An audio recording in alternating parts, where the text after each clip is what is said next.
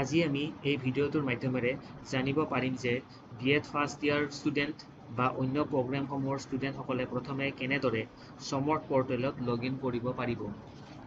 ইয়াৰ বাবে ষ্টুডেণ্ট এজনে প্ৰথমে guwahati.samarth.edu.in লগ ইন কৰি ল'ব। মই দেখাই দিছোঁ।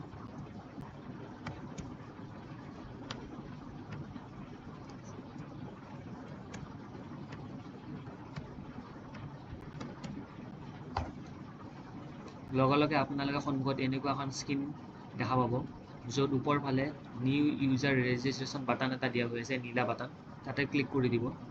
ক্লিক কৰাৰ লগে লগে এখন ফৰ্ম অ'পেন হ'ব, য'ত দিয়া আছে চিলেক্ট প্ৰগ্ৰেম। আপোনালোকে এটা আপোনালোকৰ নিজৰ প্ৰগ্ৰেমটো চিলেক্ট কৰি ল'ব। মই ইয়াতে বিএডৰ প্ৰগ্ৰেমটো চিলেক্ট কৰি লৈছোঁ।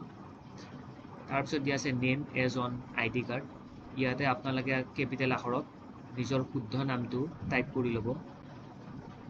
নেক্সট দিয়া আছে মোড অফ ৰেজিষ্ট্ৰেশ্যন। ইয়াতে আপোনালোকৰ সদায় এনৰলমেণ্ট নাম্বাৰটোৱে চিলেক্ট কৰি ল'ব।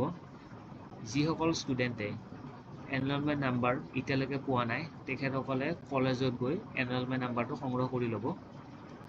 ইয়াতে আপোনালোকে নিজৰ এনৰলমেণ্ট নাম্বাৰটো টাইপ কৰি দিব।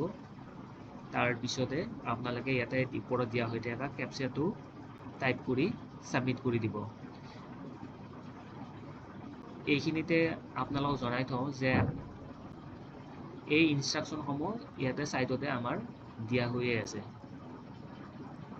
এবাৰ আপোনালোকে ছাবমিট বাটনটো ক্লিক কৰাৰ পিছতে আপোনালোকৰ নিজৰ ৰেজিষ্টাৰ হৈ থকা মোবাইল নাম্বাৰ আৰু ইমেইল আইডিত আপোনালোকে এটা OTP পাব।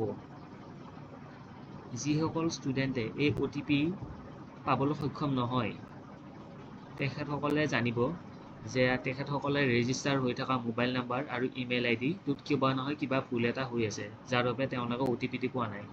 ইয়াৰ বাবে তেওঁলোকে চিন্তা কৰাৰ প্ৰয়োজন নাই। তেওঁলোকে নিজৰ কলেজত এই মোবাইল নাম্বাৰ আৰু ইমেইল আইডিটো শুদ্ধ কৰি ল'ব পাৰিব। ইয়াৰ পিছতে আপোনালোকে দেখা পাই থকা নতুন ইণ্টাৰফেচতে আপোনালোকে সংগ্ৰহ কৰা OTPটো টাইপ কৰি নিজৰ এটা পাছৱৰ্ড ক্ৰিয়েট কৰি ল'ব, দি ছাবমিট কৰি দিব। এইখিনিতে কাৰ্যৰ দ্বাৰাই আপোনালোকৰ নিউ ইউজাৰ ৰেজিষ্ট্ৰেশ্যনৰ কামখিনি সম্পন্ন হ'ব।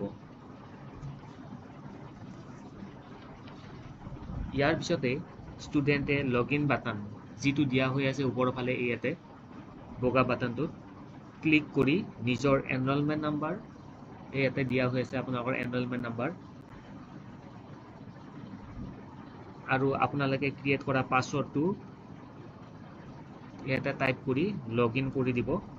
দিলে আপোনালোকৰ নিজৰ ষ্টুডেণ্টৰ লগ ইন আইডিটো অ'পেন কৰিবলৈ সক্ষম হ'ব। এই ষ্টুডেণ্ট লগ ইনতে ষ্টুডেণ্টসকলে কোৰ্চ ছিলেকশ্যন কৰা, এক্সাম ফৰ্ম ফিল আপ কৰা আৰু এক্সাম ফৰ্ম ফিল আপৰ পে'মেণ্ট ষ্টেটাছ কৰা, এডমিট কাৰ্ড প্ৰাপ্ত কৰা আদি কাৰ্যসমূহ কৰিবলৈ আৰু দেখা পাবলৈ সক্ষম হ'ব। আজিৰ ভিডিঅ'টোত ইমানখিনি আছিল। ধন্যবাদ।